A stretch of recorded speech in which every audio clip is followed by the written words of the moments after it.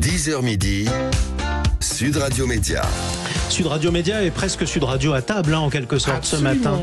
Gilles Gansman, bonjour. Bonjour, vous êtes comme...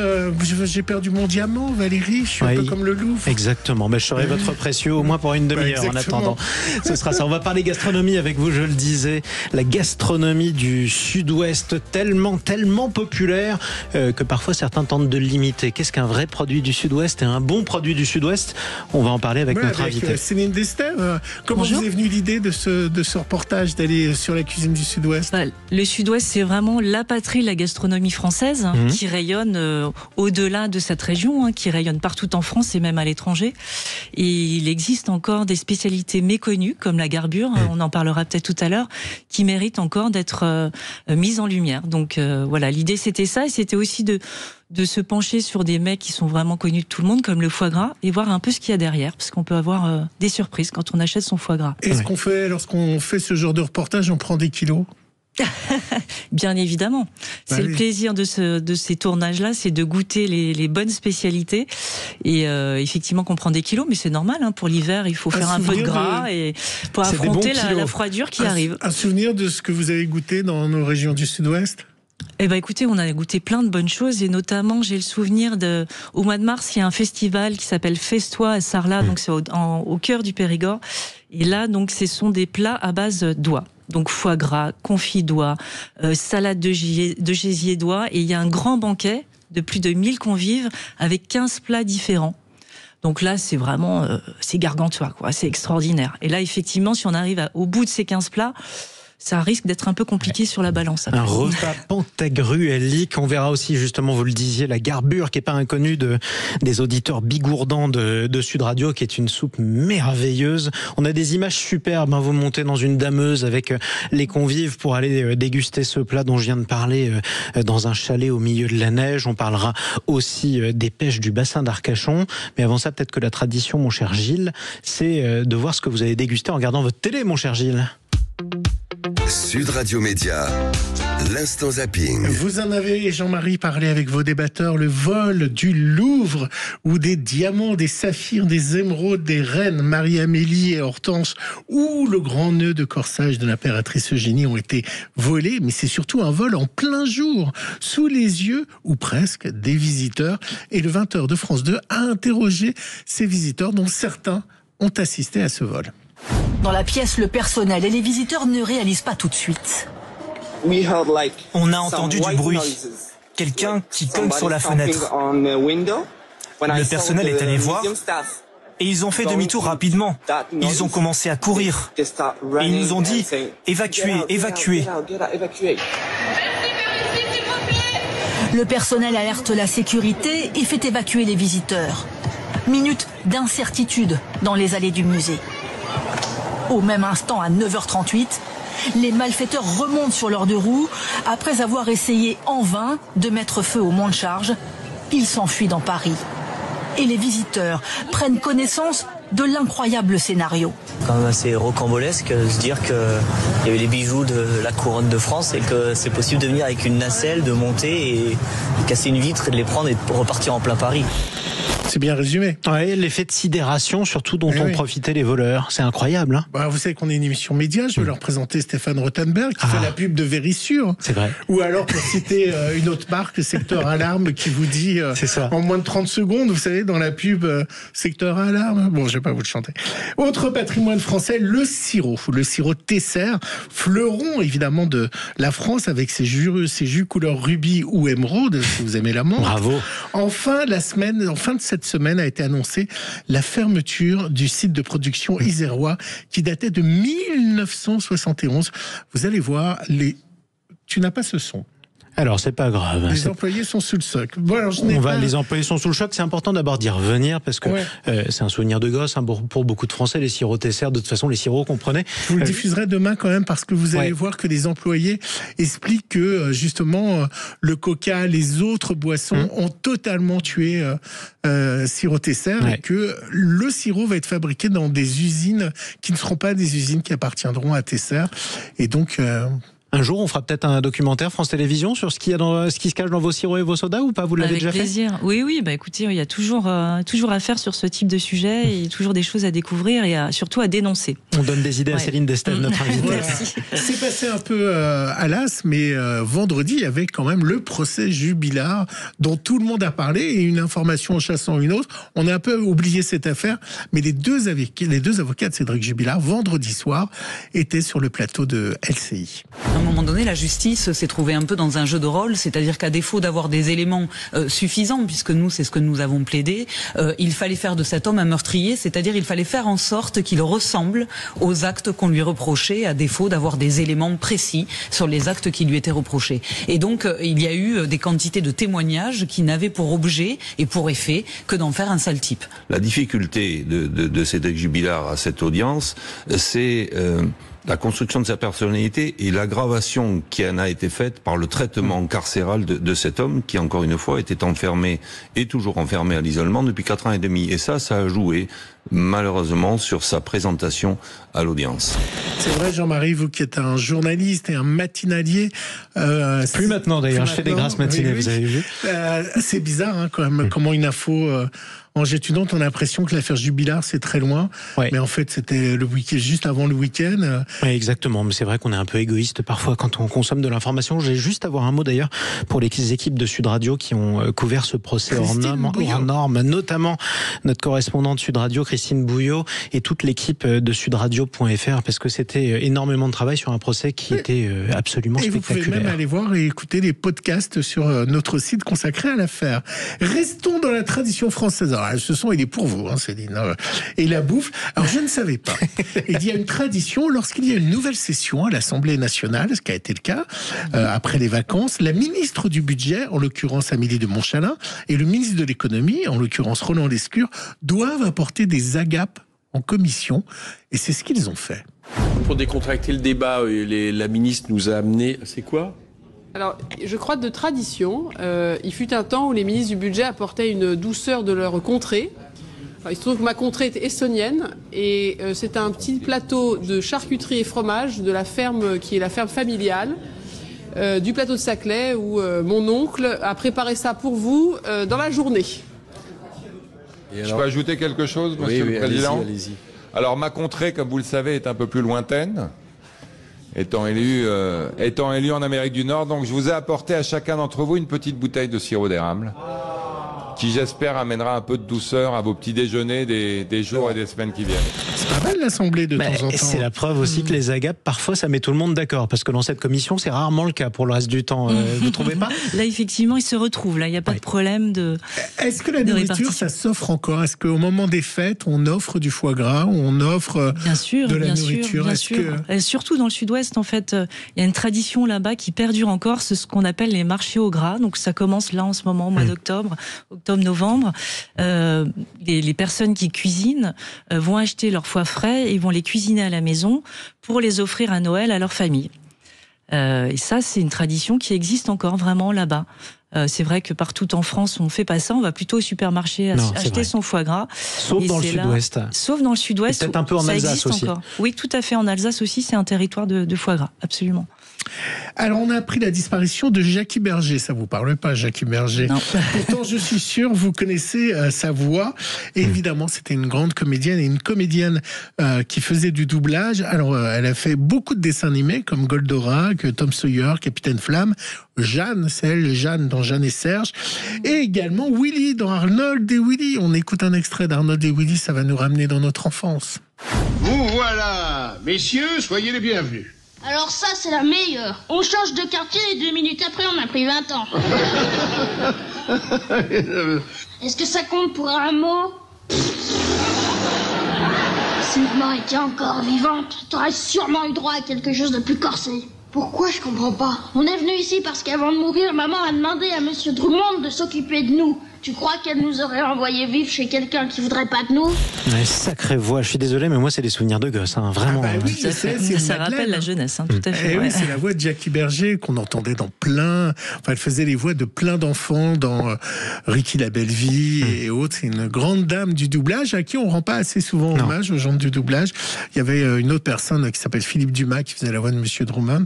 Ce sont des talents rares. Et j'avais jamais fait le rapprochement entre Goldorak, où vous avez presque la même voix, et Arnold et Willy. Il faudra que je regarde d'ailleurs les archives. Tiens. Et donc voilà Jackie Berger. Bon, ce samedi, c'était incontournable. C'était quoi? C'était quoi samedi? Allez-y. Jean-Marie, enfin. Moi, j'écoute que la radio, je regarde pas la télé. C'est le retour de la Starac. Bien sûr. Mais oui, le grand show de la Star Academy. Les 16 candidats ont été présentés. On a déjà nos chouchous et nos préférences. Et celui, en tout cas, qui a eu les faveurs du jury, qui a eu la préférence du jury, c'est Victor. Vous allez voir avec son interprétation puissante de My Way. Ça a été celui qui a été immunisé par le jury pour cette première de la Starac sur TF1.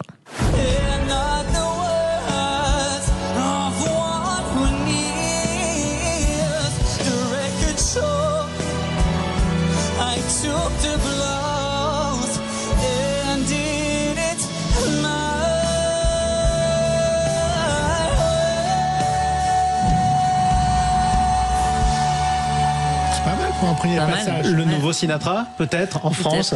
À suivre, en tout cas. À suivre et à écouter. Ouais, c'est compliqué quand vous arrivez sur un public avec 10 caméras, avec un dispositif comme la Starac. Et des millions de téléspectateurs. Il y a beaucoup de talents. Je sais que du côté de la rédaction de notre réalisateur, Ambre a beaucoup été aimée. Voilà. Et vous, Gilles, vous avez un favori ou moi, pas? J'aime bien Ambre aussi. Ambre a été super. Et on va voir ce que ça va donner. Parce qu'un premier prime, après, c'est toujours difficile. C'est toujours difficile. Starac qui a bien marché au niveau des audiences. On fait plus les audiences qu'on faisait à l'époque, mais ça a plutôt bien marché. Et en particulier sur les cibles des ménagères. On va parler des ménagères aussi. On va parler de tous les gourmands. Parce que les hommes font aussi du foie gras. Et je suis une ménagère. Donc. Voilà. Bon, nous sommes tous des ménagers d'ailleurs aujourd'hui. Dans un instant, on va parler de ce documentaire que vous pourrez voir sur France Télévisions, sur France 5 précisément, demain à 21h05. La cuisine du Sud-Ouest qui se confie dans tous les sens du terme. D'ailleurs, vous verrez pourquoi dans un instant. Sud Radio, c'est votre opinion qui compte. Merci à Sud Radio pour l'attention que vous portez au sport. C'est super, continuez. Sud Radio Média, l'invité du jour. L'invité du jour qui nous donne faim. D'ailleurs, ça tombe bien parce que dans un quart d'heure, il sera midi. Ce sera l'heure de passer à table. On est avec Gilles Gansman d'abord, mon copilote, et Céline Destève, réalisatrice de ce documentaire. La cuisine du Sud-Ouest se confie. Vous pourrez en profiter demain soir à 21h05 sur France 5. Et le moins qu'on puisse dire, c'est qu'on a faim au début, on a faim pendant et on a faim à la fin de ce documentaire, mon cher Gilles. On parlera aussi de ceux qui n'aiment pas la viande parce qu'il existe, on peut démarrer par ça d'ailleurs, il existe du foie gras végétarien. Est-ce que l'écologie peut tuer cette cuisine du Sud-Ouest qui a tout pour ne pas être aimé des écologistes? Il y a de la viande, il y a du gras, il y a du foie gras, il y a du gavage. Donc la question se pose, est-ce que sur le bien-être animal, est-ce que le foie gras végétal est l'avenir? Écoutez, moi j'en ai goûté, en tout cas pour mon enquête, pour voir un peu ce qui existait sur le marché. Et aujourd'hui, il existe du foie gras végétal qui est vraiment de qualité, excellent, qui est fait à base de noix de cajou. Il y a des marques, je vais pas les citer, je vais pas faire de la pub, mais en tout cas qui ont vraiment réussi à améliorer ce produit qui, il y a quelques années, était, faut le dire, assez insipide ou vraiment pas bon. Aujourd'hui, il existe sur le marché des foie gras véganes qui se tiennent très bien, qui sont très bons. Et pour les gens qui n'ont pas envie de rentrer dans cette... pour qui c'est important de ne pas gaver les animaux, il y a cette alternative. Et dans un repas de famille, à Noël par exemple, s'il y a des jeunes qui sont invités, qui sont végétariens, c'est peut-être bien de leur proposer ça. Et à côté du foie gras classique pour les générations qui sont... Oui, il en faut pour tout le monde. C'est pas un problème. Après, je me mets à la place de ceux qui nous écoutent, à qui j'ai promis il y a 2 minutes qu'ils auraient faim, et tout de suite après, ils entendent parler de foie gras végétal. C'est contre-intuitif quand on connaît pas. Et justement, ça peut être bon, c'est ça que je vous dis. C'est la nouveauté d'ailleurs, et c'est ce que vous confirmez. C'était pas le cas avant. Ça a exactement le même goût, c'est quoi? C'est un ersatz? Vous sentez la différence? Ça n'a pas le même goût. Dans le Sud-Ouest. Oui, alors moi j'avais une marque justement, je sais pas si je peux la citer, qui s'appelle le Grand Bluff, déjà qui ressemble beaucoup. L'aspect est important aussi. Il faut que ce soit appétant aussi. C'est une espèce de Nutella à la couleur de viande, ça donne pas envie. Mais là c'est quelque chose qui ressemble vraiment comme 2 gouttes d'eau à un foie gras à base de viande et à base de foie. Et le goût on n'a pas le goût du foie. Mais moi personnellement ça me dérange pas parce que le goût du foie, on aime ça ou on n'aime pas ça, peu importe. On a une texture qui se tient, qui est assez ferme et on a un goût un peu, comment vous dire, un peu noisette, un peu noix de cajou, qui est assez bon. En fait, c'est assez agréable. Voilà. Donc revenons à nos et c'est fabriqué dans le Sud-Ouest par un cuisinier du Sud-Ouest. Voilà. Et bravo à lui s'il a réussi à rendre ça bon en tout cas. Oui. Ouais. Revenons à nos éleveurs. Donc dans le documentaire, vous démarrez avec une personne qui vous dit le foie gras, il est d'oie et c'est les oies qui sont la vraie cuisine du Sud-Ouest. Absolument. En fait, ce qu'on ne sait pas, c'est que à l'origine, le foie gras, c'était que à base d'oie. Dans le Sud-Ouest, on élevait des oies pendant des siècles et des siècles, depuis très longtemps. Et puis l'industrialisation est arrivée. Et là, on s'est rendu compte que les oies, c'était un animal assez fragile, compliqué à élever, qu'il fallait gaver 3 à 4 fois par jour. Et on s'est orienté vers les canards. Et une espèce en particulier de canard, qui est une espèce hybride, qui s'appelle le canard mulard, qui est beaucoup plus cool qu'une oie, plus facile à gaver, il suffit de 2 repas par jour. Et qui est moins cher fragile, à produire, quoi. Et qui coûte moins cher à produire. Il y a moins de pertes, il y a moins d'animaux qui peuvent décéder suite à justement un problème de température. Les oies, c'est très fragile, ça a besoin d'être dans un univers chaud, humide. Or, ce canard, à la limite, on peut le mettre dans un hangar où il fait froid, il va pas mourir. Donc voilà. Et donc les industriels se sont orientés vers ce type d'élevage. Et aujourd'hui, 95% du foie gras consommé est à base de canard. Et c'est ce qui fait d'ailleurs aujourd'hui que le foie gras d'oie est très rare en France, qu'il est plus cher, ça vous le rappelez dans votre documentaire, et que parfois c'est plus facile de s'en procurer en Hongrie, si j'ai bien suivi ce que vous racontez. Tout à fait. La Hongrie, c'est un autre producteur de foie gras d'oie. Pour le canard, c'est la Bulgarie. Donc, ce sont 2 zones des pays de l'Est où il y a des élevages qui sont pas mal développés depuis longtemps. C'est une tradition aussi dans ces pays-là. Mais c'est moins cher. Parce que la main-d'œuvre est moins chère, parce que certainement que les cahiers des charges en fonction de bien-être animal et écologie, justement, ne sont pas aussi stricts et draconiens qu'en France. Et donc, du coup, c'est moins cher. Donc, il y a certains industriels, par exemple, pour tout ce qui est foie gras de marques distributeurs, donc moins cher, qui vont aller se fournir là-bas. C'est bientôt les fêtes de Noël, les décorations déjà démarrer dans nos villes. Le foie gras ou la nourriture même du Sud-Ouest est celle qu'on va peut-être manger durant les fêtes. Comment on choisit un bon foie gras? Est-ce qu'il y a des critères que, grâce à votre reportage, vous avez pu observer? Moi, j'ai appris la différence entre un bloc et un foie gras entier, par exemple. C'était pas très clair dans ma tête. Donc maintenant, j'ai bien compris comment c'était fabriqué, parce que je suis allée filmer chez La Berry, qui est le leader français. Un bloc de foie gras, en fait, ce sont des foies de qualité inférieure mélangés avec de l'eau. Donc vous allez acheter un peu de foie et beaucoup d'eau, et puis du sel, des additifs. Quelle proportion d'eau par rapport au foie normal? Ça va être 1/3. Alors il y a une réglementation précise. Oui, c'est possible, on peut aller jusque là. Donc c'est beaucoup moins cher qu'un bloc entier, donc c'est normal. Voilà, un foie gras entier qui est sous forme de bloc. Et du coup, c'est plus mou, ça donne de la mousse, quoi. Oui, c'est quelque chose de plus aéré, de plus mousseux, qu'on va pouvoir tartiner. Contrairement à un foie entier qui se découpe en tranches avec un couteau qui est passé sous l'eau chaude pour que ça se découpe bien. Vous voyez ce que je veux dire? Vous visualisez ces belles tranches de foie gras. Des lobes. Un bloc, ça n'a rien à voir. On est sur un Nutella avec le goût de foie, quoi. Dans une forme de lingot d'or à peu près dans son emballage en plastique. On peut parler des étiquettes peut-être, ou vous voulez en parler un peu après, Gilles? Alors moi, je vous propose d'écouter la bande-annonce et puis parler des autres plats, parce qu'il n'y a pas que le foie gras dans cette région-là. Absolument. Mais on écoute la bande-annonce. Déjà disponible sur France.tv. La cuisine du Sud-Ouest, ça va être vraiment la générosité, les bons produits. C'est ici que nous faisons le meilleur cassoulet au monde. Qu'on la transmette ou qu'on la renouvelle. Maintenant, on a une cuisine extrêmement légère du Sud-Ouest, vraiment. La cuisine du Sud-Ouest est 100% authentique. On se fait pas plaisir à soi-même. Il faut faire plaisir à tes convives. Sauf quand elle vient d'ailleurs. José de canard origine UE. Déjà, ça va pas, ça. On est chauvin quand même, un peu. Il faut l'avouer. La cuisine du Sud-Ouest se confie sur notre plateforme Et ce soir à 21h05 sur France 5. Alors c'est pas ce soir, hein, c'est demain mardi. Absolument. Ouais. Là c'est la bande-annonce ce soir, mais parce qu'on fait plusieurs bandes-annonces en télé ce soir, demain soir. Là c'était la bande-annonce ce soir. Non, c'est demain à 21h05 sur France 5.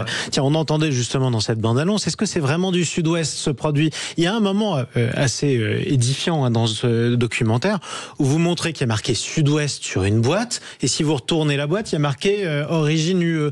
C'est quoi les règles et qu'est-ce que je dois regarder dans l'étiquette si je veux être sûr que ça vienne vraiment du Sud-Ouest? Les règles, c'est simple. Si vous avez écrit origine UE, c'est que ça vient certainement de Bulgarie ou de Hongrie. Sinon, évidemment, que le fabricant aurait écrit originaire du Lot-et-Garonne ou autre. C'est quelque chose qu'on met en avant. Pourquoi il y avait marqué Sud-Ouest du coup? Parce qu'il y avait quand même marqué Sud-Ouest sur la boîte. Parce que le Sud-Ouest, ça fait vendre et que c'est la boîte, elle est transformée et fabriquée dans le Sud-Ouest. Mais le fabricant fait venir ses foies ou ses gésiers, là en l'occurrence c'était des gésiers de canard, de Bulgarie ou de Hongrie. Donc arrêtez-moi si je me trompe, j'ai le droit de marquer Sud-Ouest sur le produit si l'emballage est fabriqué dans le Sud-Ouest, même si ça vient de Pétaouchnok. Non, justement le fabricant, là on était dans un exemple de fraude, mais ça passe entre les mailles du filet, voilà.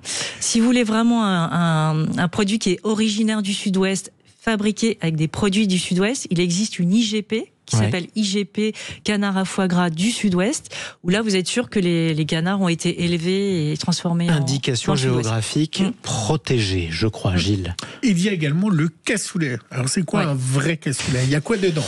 Alors, un vrai cassoulet, vous savez qu'il y a une querelle culinaire autour de ce plat qui perdure depuis des années. Il y en a au moins 3. Alors, à Castelnaudary, on dit que c'est la capitale du cassoulet. Donc, je peux vous raconter la recette du cassoulet de Castelnaudary. C'est un cassoulet qui est fait avec 3 viandes. Donc avec des haricots bien évidemment, qui est la base de ce plat. Il y a 3 viandes, donc du confit de canard, de la saucisse de Toulouse et de la viande de porc, jarret ou autre. Donc ça, c'est le cassoulet de Castelnaudary. Dans d'autres villes, Toulouse par exemple, on met que de la saucisse. On met pas du confit de canard. Et à Carcassonne, on met de la perdrix. À l'origine, on mettait de la perdrix parce que c'était une région où on chassait beaucoup. Bon, depuis, c'est évidemment que tout ça est interdit et protégé. Mais on peut rajouter, par exemple, du pigeonneau. Il y a un chef à Carcassonne qui fait ça. Et alors, il y a un débat d'ailleurs houleux, parce qu'apparemment, à Carcassonne, on met de temps en temps de la tomate aussi, et ça énerve les gens de Castelnaudary. Absolument, dans votre documentaire, les agace beaucoup, parce que eux, ils sont gardiens de la vraie recette, soi-disant. Mais après, si on interroge les historiens, on se rend compte que toutes ces querelles culinaires, finalement, c'est aussi pour faire parler de soi et pour faire venir les gens, les touristes dans sa région et dire, c'est ici qu'on mange le vrai cassoulet, donc venez chez nous. Et puis on mange bien. On va faire plaisir à Jean-Marie. C'est quoi la garbure? Alors la garbure, c'est vrai que c'est pas très connu et pourtant c'est un excellent plat du Sud-Ouest. C'est une soupe paysanne qui est consommée plutôt dans les Pyrénées, mais on en trouve aussi dans les Landes. Et donc ça c'est en hiver. La garbure, c'est une soupe qui est assez riche, qui tient bien au corps, dans laquelle il y a des poireaux, des navets, des carottes, des haricots aussi, mais souvent des haricots de Tarbet, et puis de la viande. Alors nous, on l'a filmé chez un éleveur-restaurateur qui est dans les Hautes-Pyrénées, qui élève lui-même des porcs noirs de Bigorre. Donc dans sa garbure, on va retrouver des oreilles de cochon, des pieds de cochon, de la poitrine de porc. Enfin, c'est extrêmement riche et en plus, elle est servie avec un jarret de porc confit. Donc autant dire, quand vous sortez de table, vous n'avez plus faim. Voilà. Oui, ça réchauffe. Ça réchauffe. J'en ai jamais mangé de ma vie. Vous en avez jamais mangé? Non, vous devriez d'abord aller dans la Bigorre parce que c'est magnifique. Ensuite, goûter la garbure parce que c'est délicieux. Puis vous avez plus faim à la fin. Pardon, vous on n'a avez plus faim. Ah non, ça c'est sûr. C'était le but de ce restaurateur qui disait, moi, il faut que les gens, quand ils sortent de chez moi, il faut qu'ils aient plus faim. Exactement. Pour vous, c'est la meilleure. Vous avez fait beaucoup de documentaires sur la nourriture dans cette case de France 5 qui était avant le dimanche et qui est maintenant le mardi. Est-ce que c'est la meilleure cuisine au monde, la cuisine du Sud-Ouest? Enfin, de cuisine de France ou de France du monde? Ou du monde. Bon, déjà, la cuisine française, c'est une des meilleures du monde, voilà. Mais on va pas faire de jaloux. Moi, je pense que dans toutes les régions, il y a une très bonne cuisine. Ce qui est en plus dans le Sud-Ouest, c'est le côté festif. C'est-à-dire que tout l'été, vous avez des fêtes de village où on va manger pendant des heures et danser au son de la banda. Et ça, c'est le côté convivial qui est en plus, qui est formidable. Et puis en plus, quand on mange bien, ça met de bonne humeur. Donc ça aide à faire la fête.